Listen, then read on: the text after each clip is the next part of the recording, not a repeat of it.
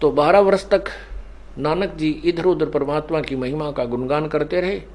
फिर प्रभु उनसे मिले और कहा कि पुण्यात्मा, अब आप विश्राम करो, अपनी भक्ति करो, सार नाम प्राप्त करो और बैठ कर भजन करो। तो पिछले लास्ट के 16 वर्ष अपने घर पर जाकर नानक साहब ने अपने खेतों में खेती की बच्चों के साथ और अपने सतलोक प्राप्त हुआ।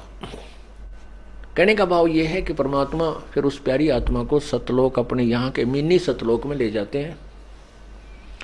वहां जाकर वो खूब रोता है और उस जैसे नालायक वहां बहुत बैठे पाएंगे, सभी बैठ कर बतलाते हैं हमने नाश कर लिया, हमने बड़ी बनाई बात बिगाड़ दी।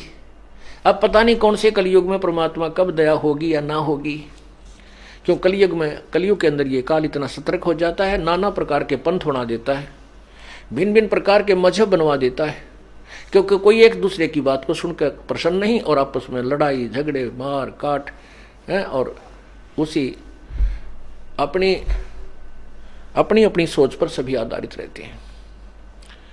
फिर भी परमात्मा बहुत को दया करते हैं, अपनी समर्थता के कारण, अपने तत्व ज्ञान के तोब के गोले के आधार पर इस अज्ञान रूपी किले को ढा देते हैं।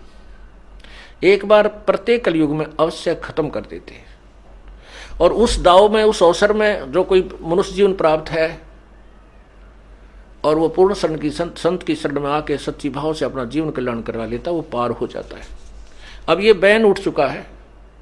अब जो भी सच्चे दिल से परमात्मा की भक्ति जैसी भी बनती है करते रहिए, पर मर्यादा से दूर ना होना। अब आप यहां से पार हो जाओगे।